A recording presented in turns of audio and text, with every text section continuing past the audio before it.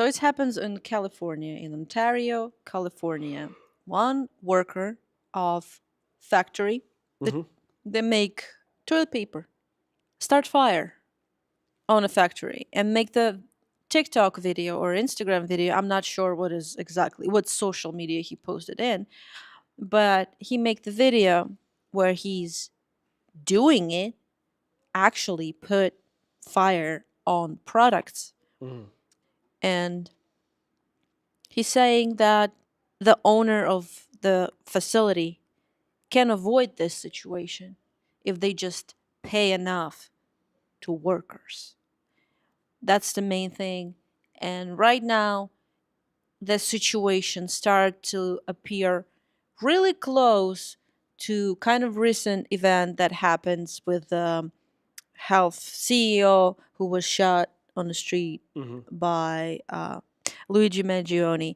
And people right now talking about this particular person who started fire as a person who kind of pushed people towards uh, resentment, Hmm. like go against it, go against all of this huge corporations.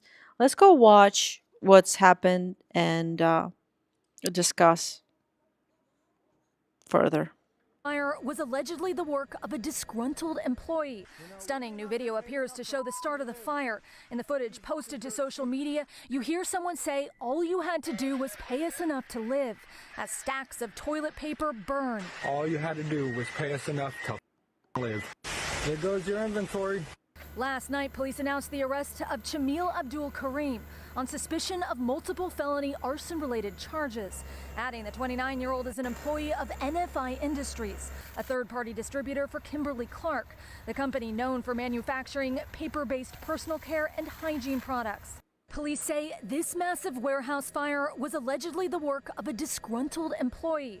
Stunning new video appears to show the start of the fire. You In the pause it. footage posted to It social goes to media, you hear someone say all you had to do was pay us enough to live. Jeez. So, what are your thoughts on this, Marie? I honestly watch bunch of videos to try to understand Hmm. the situation. And we're gonna share them, right? Of course, Mhm. some of them, not all of them, because I hear lots of opinions. Right. I feel like, in general, it's insane. He did something illegal,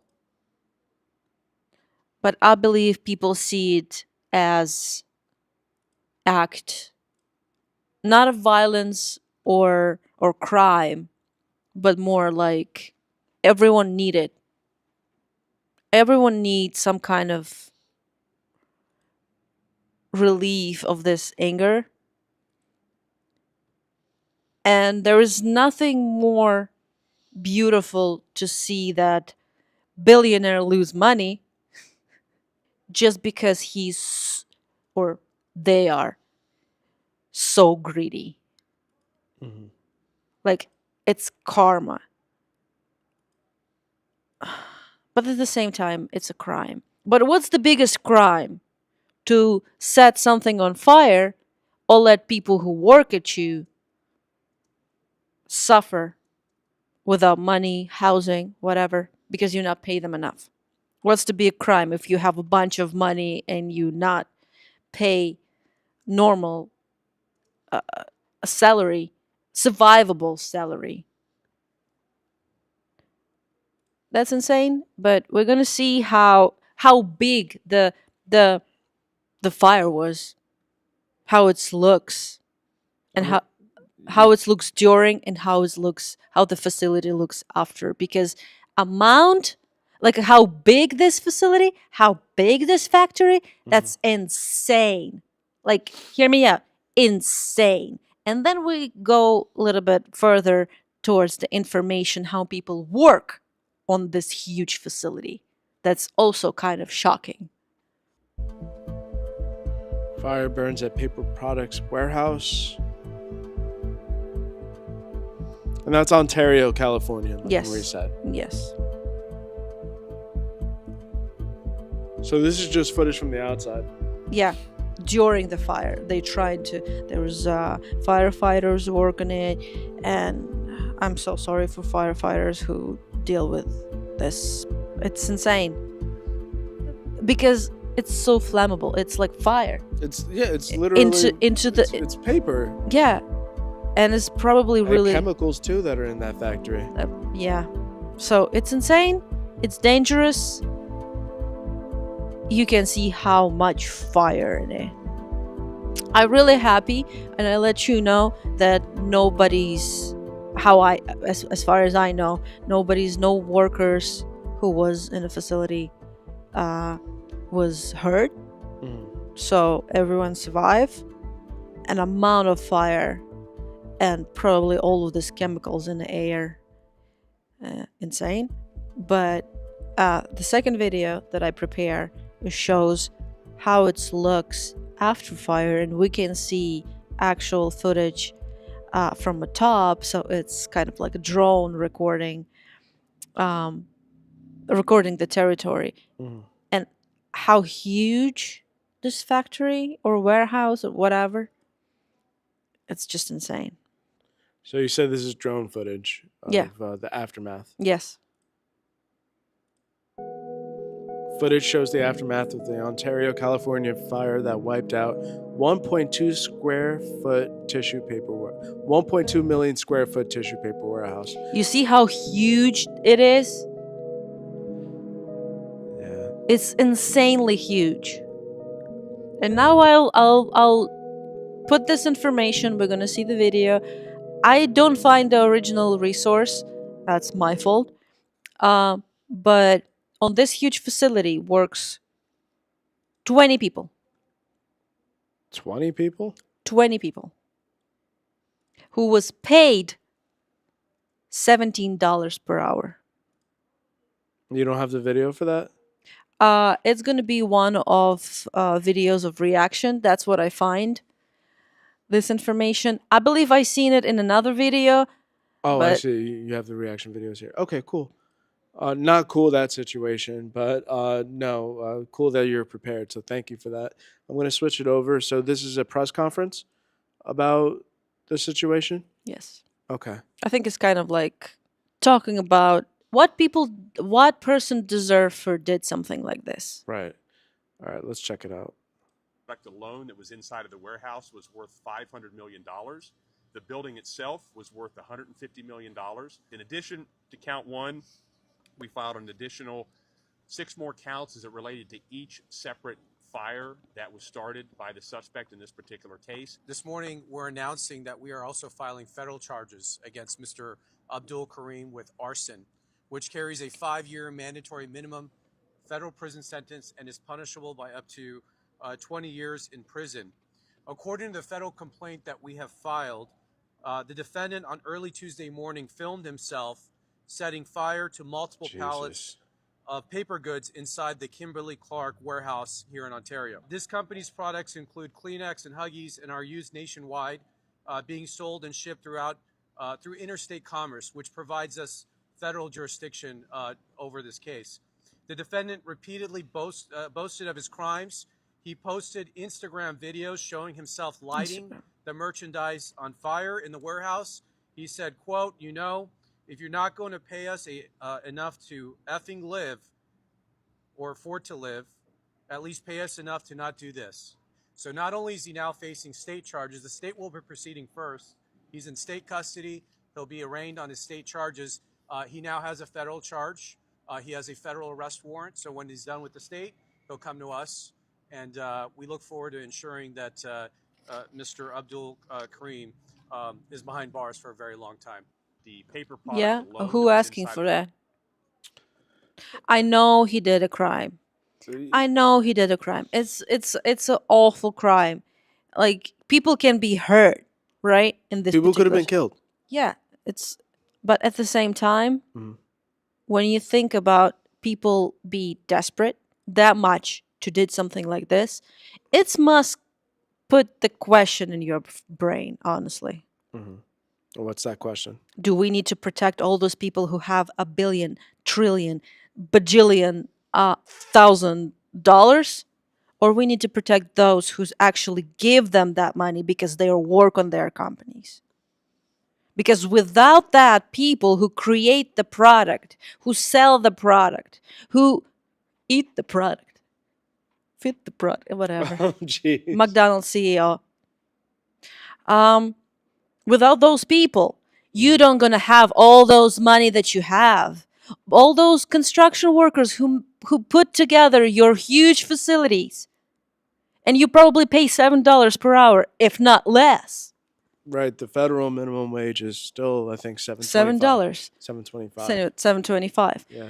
So without those people, you don't have your billions. You need to respect those people because without them, you don't have those billions.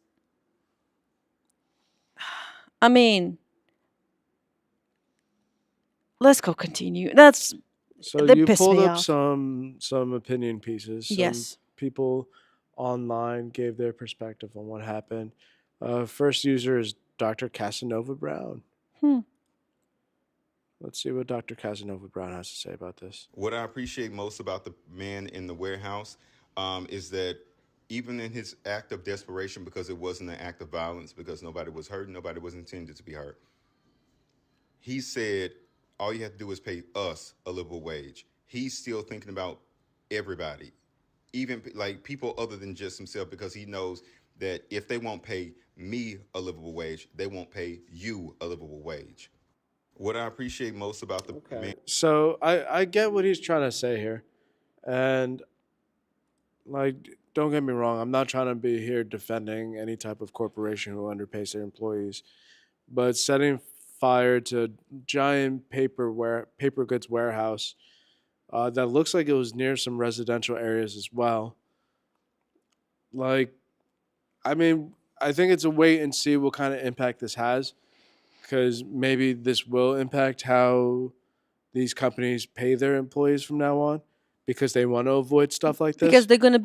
they're gonna be afraid Right. that someone can, because for them, you sitting in a jail for 20 years, it's not a justice because they lose money. The only one thing they care about is money. I'm not telling you that you need to go and do that, but I really appreciate this gentleman who did it. Oh, it's okay, buddy. What's happened? I think I woke him up. It's okay. Just don't touch him. Don't touch him. Um,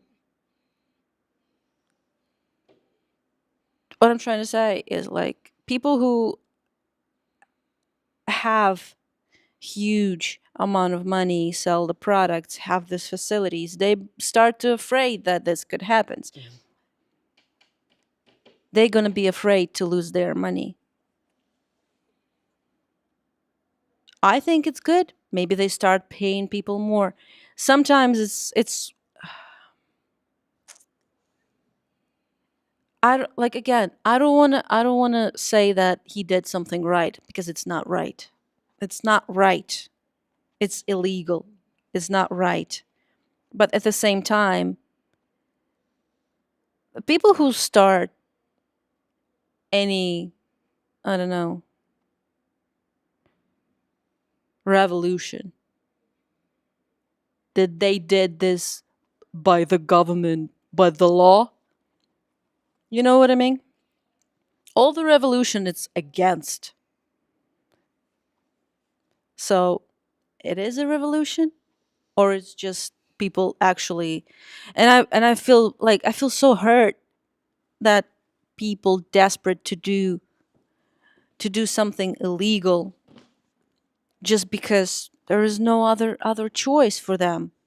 In a way there's always other choice, but when you desperate, it's like I want to hurt you like you hurt me, and I know what do you worry about the most. I get that, but it's still like a really dangerous thing to do. I, True. let's see what other people have to say, because you got like a few more, right? Yeah. And Gary was getting grumpy. I'm sorry, buddy. I was petting his face, and he got a little upset because he was trying to sleep. If you can't see him, well, you can see part of our doggy. He's head right here and he's ass right here. Right. He doesn't know how to sleep straight. But let's go ahead and switch it over. Hey, let's talk about that guy who lit that warehouse on fire. I was watching like press coverage on that, and not that I didn't have any sympathy before for the guy because they weren't paying him enough. They told the story that the guy lit the warehouse on fire, and then they continued to say, hey, they evacuated all 20 people in the warehouse. Did you see the size of that warehouse? Yeah, so if that wasn't really context clue of how people are living today, 20 people, like, just hauling all of that inventory or keeping an eye on it. Granted, you're not moving all of that inventory, but what I am saying is that if there was only 20 people inside that warehouse, you'd imagine that a company like that would pay their workers a little bit more. You know, that guy saw the opportunity, saw all the paper products, and decided he was pissed off enough that he would light the entire place on fire. Dude's racked up like plenty of felonies, I'm sure. Like, you have to be completely hopeless to do something like that. I don't know if there's words to describe it. Like, that's a beyond a call for help. Hey, let's talk about that guy. Well, definitely got to be hopeless to do something like that and not care about what's going to happen to you afterwards. And For we don't sure. know. We don't know his mental state. Who knows? Who knows how? Like situations could be different. Maybe because he don't have enough money, he don't have enough money to pay for apartment to live in California. Maybe Yeah. maybe he don't have enough to, I don't know, to eat, to sleep, to like, who know how much distress. There was we all know that not enough money can cause a lots of distress. Mhm. Who knows which level he was in? Right. Because being that desperate, who knows? And then there's one last video on it that you want to share. Yeah, that's the question I had first when I heard it. Like the how much they pay, how much the Uh, cost of this facility, and that question that I have, and this girl I believe just like voiced it for me because I have this like somewhere it wasn't like formed as a question, but I like what she said. Okay. We'll go ahead and play it. Pound of ground beef costs more than the federal minimum wage, and the guy who set that toilet paper warehouse on fire would likely have to work for over an hour to even buy a pack to wipe his fucking ass. So I'm not gonna sit here and act like what he did wasn't based. It was fucking based. A pound of ground beef costs more than the federal minimum wage, and the guy who set that toilet paper warehouse on fire would likely have to work for over an hour to even buy a pack to wipe his fucking ass. So I'm not gonna sit here and act like what he did wasn't based. It was fucking based. So that's understandable, and it's true. Like literally, like if we're talking about minimum wage, like if they're getting paid minimum wage, or like even just a little bit above it, like food is expensive. Like a shopping cart of food used to be able to fill up a shopping cart with food with like $100, and now it's like at least like two or more, and it's like the basics that you're getting. I think we're fortunate enough that we don't eat meat, so like we don't have to deal with the cost of what like meat costs. You know what I mean? Like, and it's not like an adjustment we had to make because of the times, but I'm sure there's people out there because of the times making adjustments and what they have to eat. Like, Do you think? Oh, I have this question. Do mhm. you have that? Do you have? Do you feel like toilet paper, uh, some woman hygiene products, I don't know, some a basic food like milk, bread, some like macaroni, like stuff like this, must cost as much as they cost right now, because in my opinion all the stuff that necessary for living, like basic food, Mhm. basic hygiene stuff, that you can't live without toilet paper. What are you gonna use? It's don't need to be like super fancy toilet paper, but you need something to wipe your booty hole, right? Women need hygiene products that cost for some reason insane. But do you think there must be some specific prices, like not changing prices, or what do your what are your idea of like this situation? Could we have like necessities, not like what I'm trying to say? I'm trying to voice it, but again, I don't have like this question in my head. It's just like a basic thoughts. What I'm trying to say, there's a multi-billion corporation who do toilet paper, something that necessary. That is like a block of toilet paper cost a minimum wage, even probably more because it's not $7. Right. It's at least like 12 and 20. It depends on the amount of toilet paper rolls. It feels like soon not everyone could afford it. Just have a basic toilet paper, like basic one sheet. It's like poof, like spirit, but something. What do you think? I don't know. I don't know if you understand what I'm trying to So ask. I mean, I get the sentiment. I get feeling desperate. Like times are really hard. Like we're dealing with our own troubles. Mm-hmm. Like I don't want to act like I'm unsympathetic to this person Mm-hmm. or unempathetic, but like the thing is just like something like that, like the fire. It's If dangerous. it's super dangerous, and like fortunately no one got hurt or died, Mm-hmm. and they were able to contain it. And like I'm not so worried about the property damage. I'm not so worried about the amount that it costs to replace the stock. I mean, that's not really a me problem, right? But like I've definitely felt like how this guy felt like I don't get paid enough to do the things that I need to do.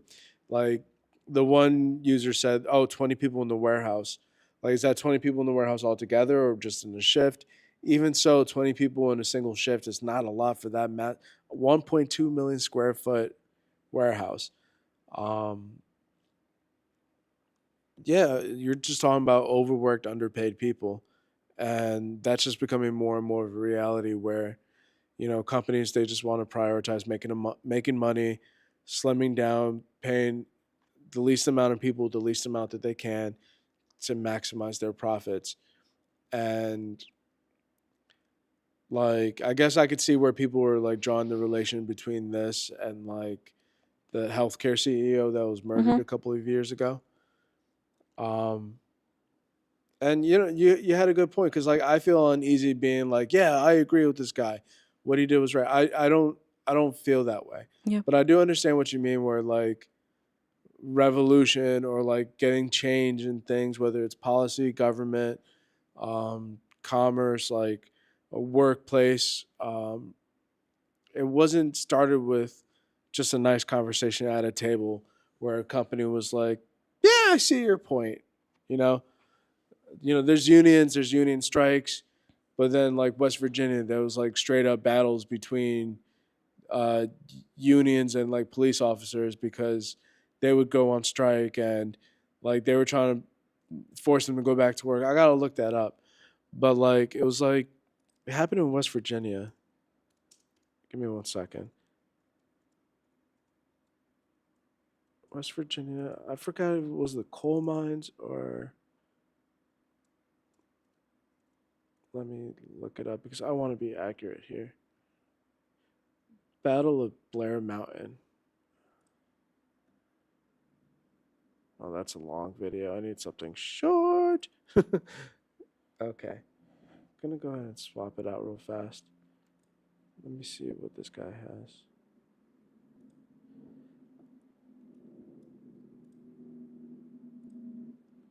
I am just playing this video for the first time, but it does seem to have quite a few likes. And he looks like a history teacher, so I'm assuming he's going to give us decent information. So he's talking about what I was referring to about the Union in West Virginia, and hopefully he'll explain a little bit better than I did. Today marks the anniversary of the largest labor uprising in U.S. history, and you won't find it in textbooks. In 1921, 10,000 black and white coal miners in West Virginia joined forces to fight for better conditions. Tensions ramped up when the miners started to organize against starving wages and deplorable conditions. Mine owners then sent private police to evict miners from their home, which led to a deadly scuffle. Soon, over 10,000 miners, many of whom were experienced World War I vets, joined together to fight back against the coal companies. The miners wore red bandanas to symbolize their solidarity, earning them the nickname Rednecks. The mine owners and the local police assembled an army and attacked the miners, even dropping bombs from planes, as depicted here, over the Redneck Army. The battle ended only after the U.S. Army intervened. Over 1 million rounds were fired and up to 100 people died during what became known as the Battle of Blair Mountain. Despite its monumental significance, it's not included in any state standards in the U.S. And I scoured 11 popular U.S. history textbooks used across the country, and not one of them mentions it. Who truly benefits from keeping young people ignorant of this history? And did you know this history? Today marks the Oh, anniversary. I can answer. Government. They don't want to know. They don't want for you to know how to actually have what you need. Um, yeah. But yeah, that just kind of goes on your point about like how unfortunately like to get change like that, um, it doesn't start off or it doesn't happen easily. Yeah. Just pulling up the wiki article on it real fast. In the short term, the battle was an overwhelming victory for coal industry owners and management. United Mine Workers of America membership plummeted from more than 50,000 miners to approximately 10,000 over the next several years. And it was not until 1935, following the Great Depression and the beginning of the New Deal under President FDR, that the UMW fully organized in southern West Virginia. The Union defeat had major implications for the UMWA as a whole. As World War I ended, the demand for coal declined, adversely impacting the industry. Because of the defeat in West Virginia, the Union was also undermined in Pennsylvania and Kentucky. By the end of 1925, Illinois was the only remaining unionized state in terms of soft coal production. While the NIRA Act, National Industrial Recovery Act, was passed during FDR's presidency, workers were given the right to organize and bargain collectively. This led to huge growth in the UMWA and other unions. John L. Lewis then led the drive to establish an organization of industrial unions, the Congress of Industrial Organizations, for those whom he felt were being neglected by the AFL. In the long term, the battle raised awareness of the appalling conditions miners faced in the dangerous West Coast coal fields. It also led to a change in union tactics and political battles to get the law on labor's side by confronting recalcitrant and abusive management. This eventually resulted in a much larger organized labor victory a few years later during the New Deal in 1933. That in turn led the UMWA helping organize many better known unions, such as the steel workers during the mid 30s, and spurred the creation of labor union affiliations and umbrella organizations, such as the American Federation of Labor and the Congress of Industrial Organizations. So, Um, all that just to say that even though they did technically lose that battle, a lot of people lost their jobs or got out of the union and didn't work in the coal mines. In the long term, it did bring more awareness to like the really shitty conditions that those people faced. and I think all these big corporations don't want their workers to be part of a union. They even pay union, I believe, like because they have they like the price must be like higher. If a higher job, like a harder job, higher price, correct. But they willing to exchange those people and someone else. I believe if you never mind, I will talk about that. You told me the Verizon did the same thing What's when that? they decide to hire like people on the side when all this union go on strike, Right. So and that's they pay them more. yeah. So that's known as like crossing the line. So like the picket line is like the union is going on strike. They're protesting, and either current employees who do not wish to stand on strike or outside contractors will get brought in to cross those lines to continue production, um, as a way to kind of ice out the union and It's negotiation tactics essentially. Like, okay, you don't want to work, we don't need you to work. We're just going to pay these people to work until you accept our conditions or you leave and find a new job. I came on after the most recent strike when I was working at Verizon. I don't work there anymore. Thank God. We'll leave it at that. The internet sucks, by the way. Actually, their Fios internet service is great. Yeah, but We this have the what we shitty have 5G wire. That's sucks. why we lost our signal initially. But Do something no, with that. Pay more. yeah, so that's just like people crossing the line in order to keep the means of production going. And a lot of times the companies will pay those outside. They call them, the word for that is like scabs. And they'll pay the scabs more money just to keep their production running. And then when they eventually come to an agreement, then they'll let the scabs go and let the union people in. But if you're a union and you scabbed, you kind of get ostracized. So there's all that too. Mm-hmm. But no, that's just essentially a way to try to like keep the negotiations like on their side. Like a lot of times, like I think with Verizon specifically, like they got rid of the pension and they wanted the employees to pay for the health insurance, which used to be free. And I think based on their current agreement, they got it down to the employees paying not a lot, not that much for the health insurance.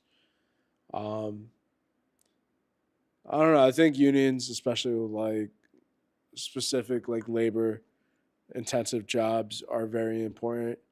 Um, but that's also like a state thing. Like a lot of states are right to work states, meaning that you don't need a union that to in order to operate. I do feel like companies with unions do better work. Mm-hmm. Like if I'm gonna compare like the workmanship of like a Verizon cable guy versus like in this area, it's a Comcast or Xfinity. Mm-hmm.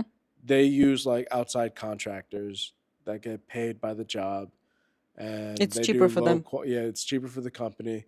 And in order to get paid more under those circumstances, if you're a contractor for Xfinity, Mm-hmm. you have to do more jobs, not necessarily good jobs. So like I would go behind a lot of those jobs and see how they run stuff, the type of work that they would Mm-hmm. do.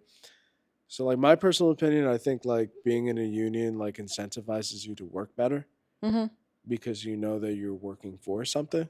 Yeah, there's some kind of level of work you Right. need to prefer. Right. And you get paid relatively well and Yeah. the benefits were cheap with Verizon. Mm-hmm.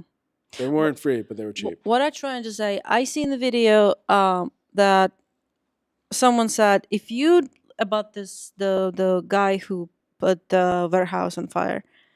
Like if you don't like the job, just change your job. And I must say, right now in this situation that not only America but the whole world in Mhm.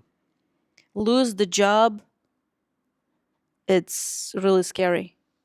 Yeah. Find the job is not easy. People struggle to find a job because nobody's want to hire and nobody's okay. I will say like this: they want to hire you, but you must work for a minimum, and you Right. work a lot. Yeah, I would say like I am a big advocate if you don't like your job, go find another one.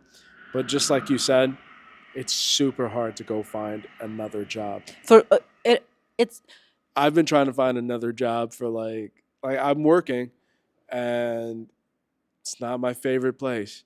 So I look at other places mhm, I've interviewed, I've been given offers and it's just like you said, they want to pay you as little as possible, but to get the maximum amount of work out of you.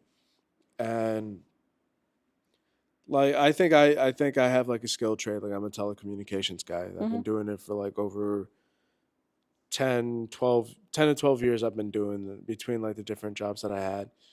Um, but no one wants to pay you Correct, like exact amount that right you actually worth, worth. worth.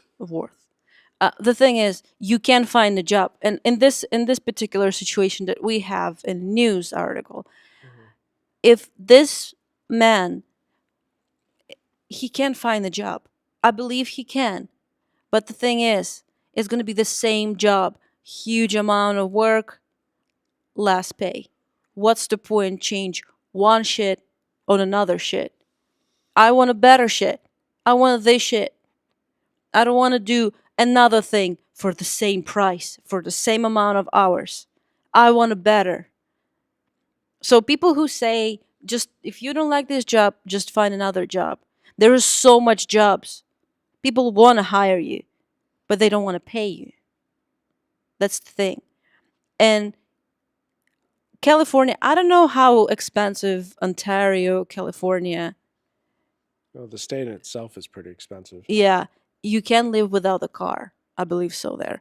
So at least housing and car maintenance and like gas, whatever, it's already a lot.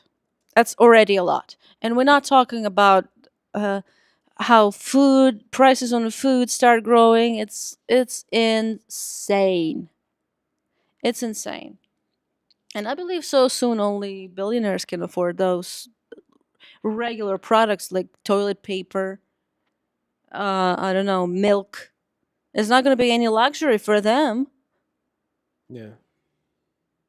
I mean, they make it luxury for us.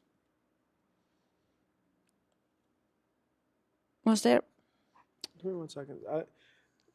I found I was listening to a podcast and it was an interesting take. Not this one. Oh, do you want to watch someone's podcast? Yeah, I don't know. I'm not really. No, just a clip that. Oh, clip. Okay. Like, I'm trying to find. Bear with me here. Wasn't this one?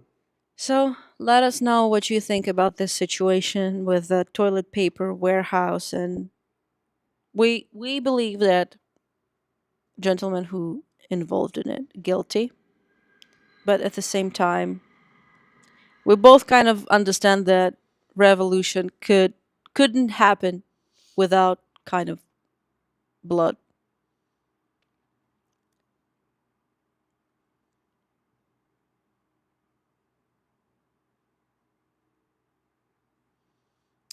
I forgot which episode it was. Bear with me. I'm bare with you. Barefoot with you. Barefoot. Mm-hmm. No, I have a sockies. No worries. I have a banana socks. So I was listening to this podcast the other day at work, the Tim Dillon Show, if you're familiar. I'm not. You, a lot of people don't necessarily. I mean, he did platform JD Vance, so do with that as you will. Um, he's since kind of been like, I don't really bang with this administration, but anyway, he did have an interesting take, and it made me think of this because you're talking about living in California, and California, the state of California, Mm-hmm. is the fourth largest economy in the world. Mm-hmm. So the state of California Mm-hmm. Yeah. in the world, Yeah. fourth largest economy. Yeah. And he spoke about like it's that way because of certain industries within California, but then there's certain people that don't really. It doesn't seem right, essentially. Mm-hmm. Vulnerable members of their society. I'm sure there's not rampant crime. It's the fourth largest. And that's coming soon to a theater near you. This is exactly what happens when the entire country is the entire economic output of the country is a few tech companies worth $1 trillion run by different versions of Satan. Again, their words, not mine.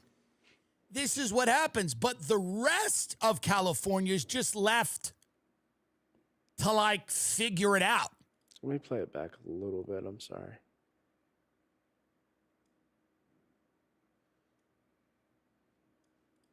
Are $1 trillion companies. They account for a massive amount of the GDP. By contrast, California's other signature industry, movie and television production. So he was saying that the tech companies in Silicon Valley I got it. account for the reason that California has such a large economy. Has shrunk. On location shoot days in LA plummeted 53%. from late 2019 to late 2024, while soundstage occupancy fell from around 90% to just 63%.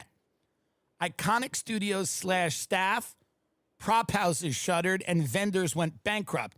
Entertainment can no longer be considered a tentpole of the California economy. So, by the way, this is the future of the United States. Tech is everything. It's everything. These firms employ a relatively few people to, if you compare it to like what General Motors employed at the height of or Chrysler or companies like that. Tech companies employ very few people relative to those companies, and they're shedding jobs because AI is doing a lot more. So a lot of the jobs that would have been traditional tech jobs are going away. And these companies, NVIDIA, Alphabet, Google, which is Alphabet, Apple, Meta. These companies are, so this is why Newsom, every interview, he's talks about we have more engineers, we're graduating more engineers, we have more doctors, we have more tech, we have more this, we have more that. But then you drive down the highway and someone who's bleeding is wandering across the highway in some like altered mental state. And that's coming soon to a theater near you. This is exactly what happens when the entire country is, the entire economic output of the country is a few tech companies worth $1 trillion run by different versions of Satan. Again, their words, not mine. This is what happens. But the rest of California is just left to like figure it out.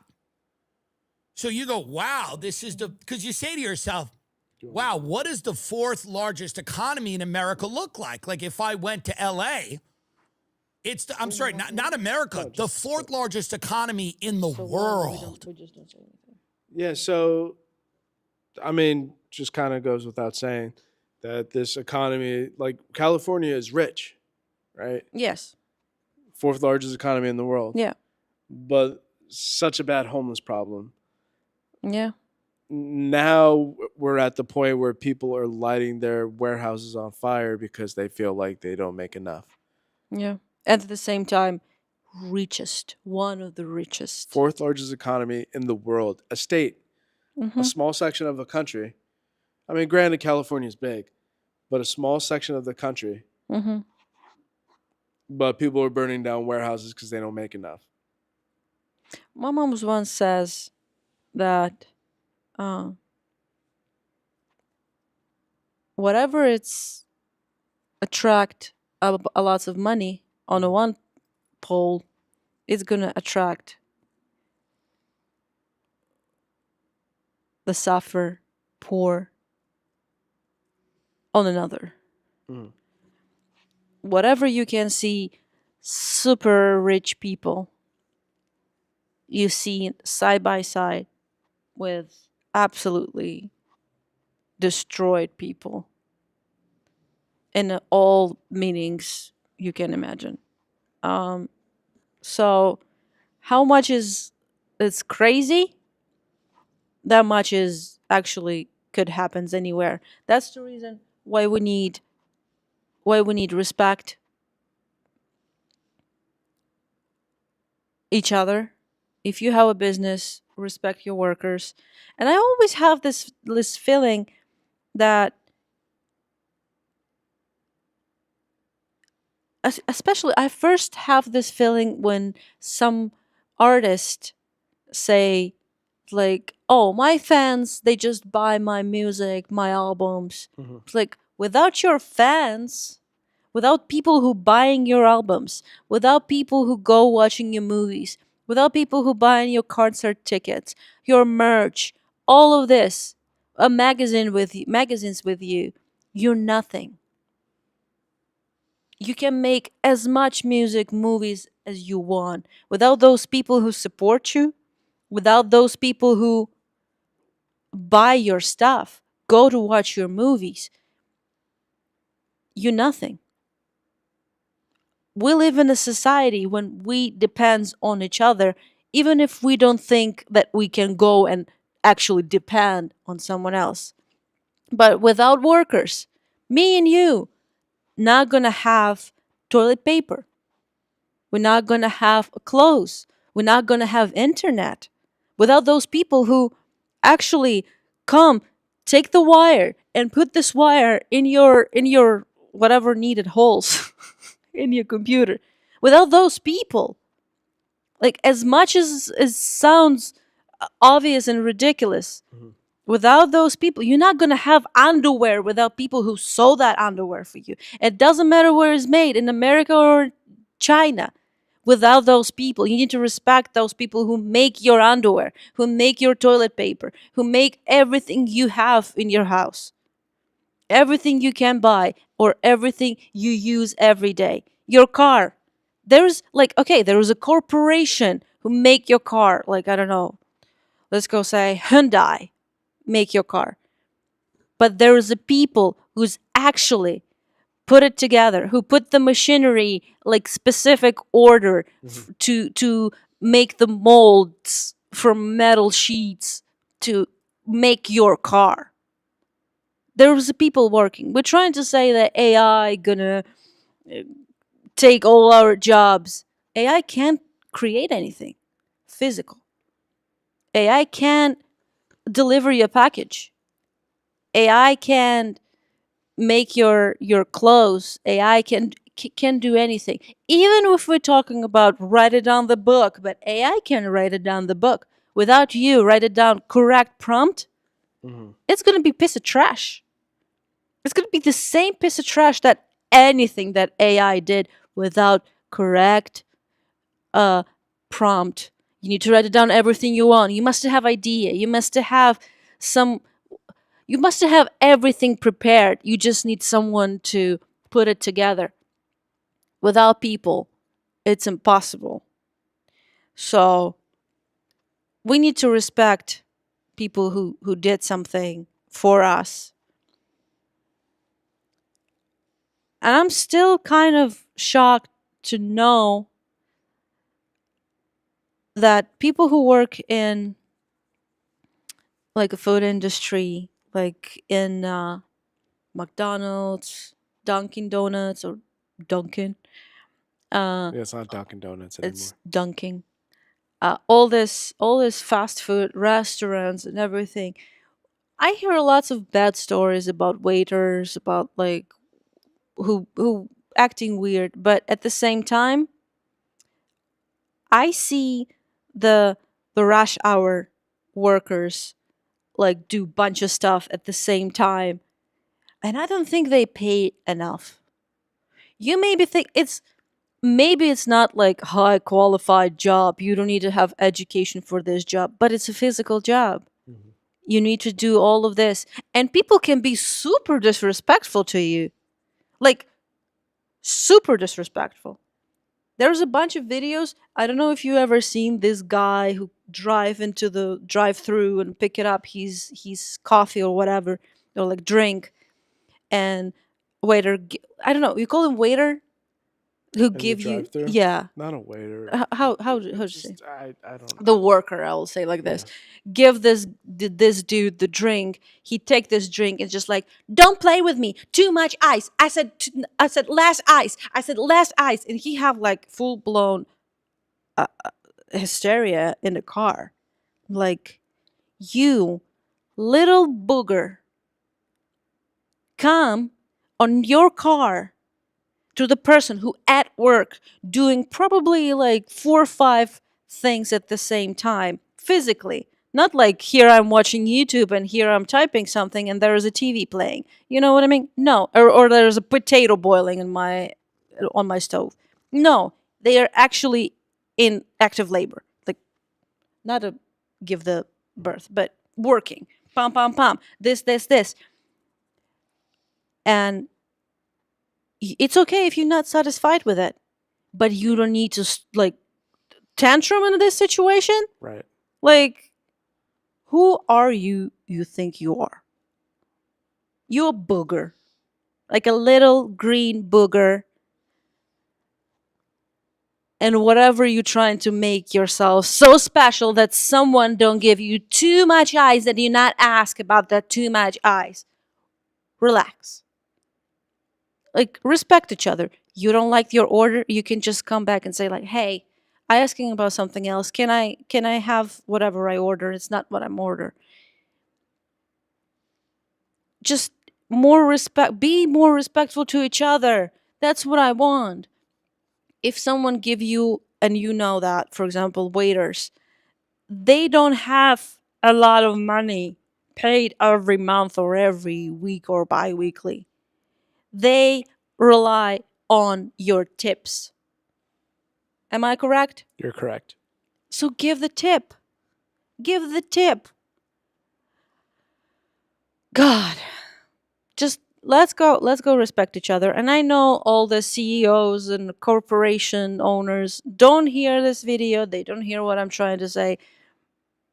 But if we just start from ourselves, as I always believe in that, if we just start with ourselves, we start acting that way.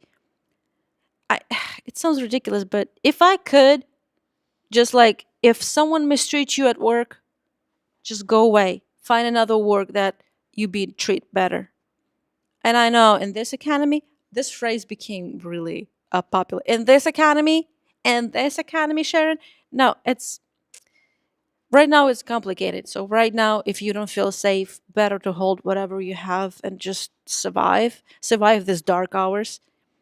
But first moment when you can find something, find a job, find the people who respect you, who pay you as much as you think you're worth.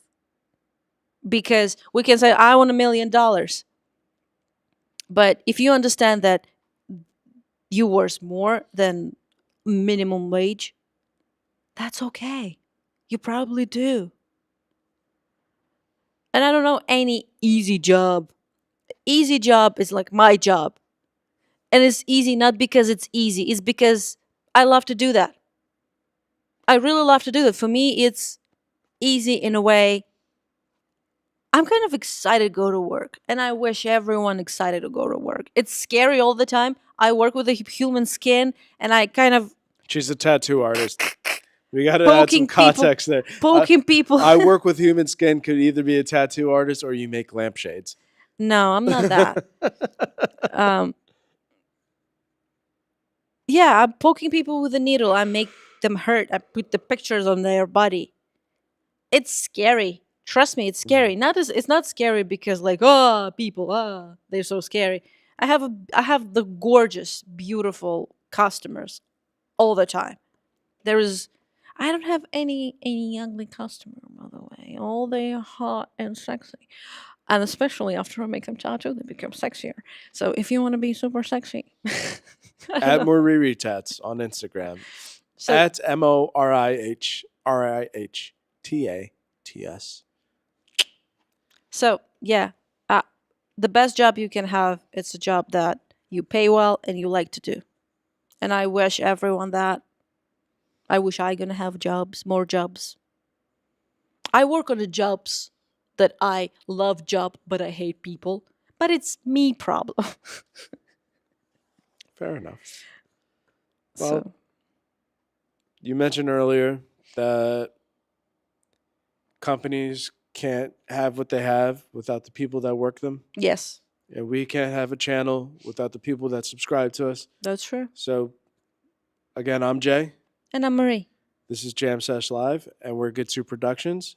If you're just tuning in, checking us out, please, if you like us, subscribe, leave a comment, share with your friends.